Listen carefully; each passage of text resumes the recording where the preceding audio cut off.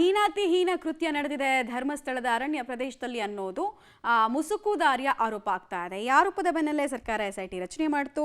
ಈಗ ನ್ಯಾಯ ಸಿಗುತ್ತಾ, ಯಾರಿಗೆ ನ್ಯಾಯ ಸಿಗುತ್ತೆ ಅನ್ನೋದು ಒಂದು ಕುತೂಹಲ.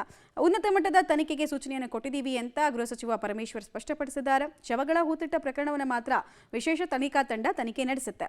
ಸೌಜನ್ಯ ಪ್ರಕರಣದ ತನಿಖೆ ಇಲ್ಲ ಅಂತ ಗೃಹ ಸಚಿವ ಪರಮೇಶ್ವರ್ ಸ್ಪಷ್ಟಪಡಿಸಿದ್ದಾರೆ. ಒತ್ತಡಕ್ಕೆ ಮಣಿದು ಮಾಡೋ ಕೆಲಸ ಅಲ್ಲ, ಸ್ವಲ್ಪ ಯೋಚನೆ ಮಾಡಿ ನಾವು ತೀರ್ಮಾನವನ್ನು ಕೈಗೊಂಡಿದ್ದೀವಿ.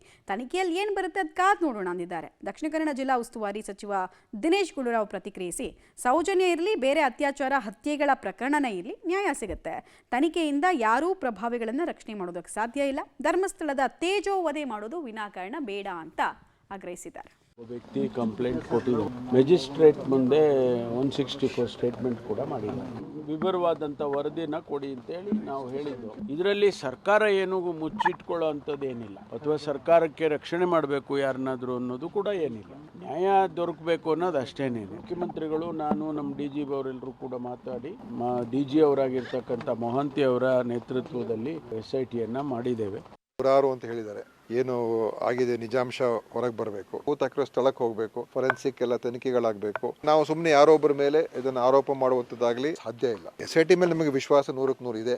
ನಿಜಾಂಶನ ಹೊರಗೆ ತರ್ತಾರೆ ಅಂತ ನನಗೆ ವಿಶ್ವಾಸ ಇದೆ. ಸೌಜನ್ಯ ಪ್ರಕರಣದ ಬಗ್ಗೆ ಎಲ್ಲ ನ್ಯಾಯ ಸಿಗುವಂಥದ್ದಾಗಬೇಕು. ಯಾರು ತಪ್ಪಿತಸ್ಥರಿದೆ ಅವ್ರ ಮೇಲೆ ಕ್ರಮ ಆಗಬೇಕು. ಈಗ ಧರ್ಮಸ್ಥಳ ಒಂದು ಪವಿತ್ರವಾದಂಥ ಜಾಗ. ಕಪ್ಪು ಚುಕ್ಕಿ ತರುವಂಥದ್ದಕ್ಕೂ ಕೂಡ ನಾವು ಯಾರು ಅನಾವಶ್ಯಕವಾಗಿ ಮಾಡಕ್ಕೆ ಹೋಗಬಾರ್ದು.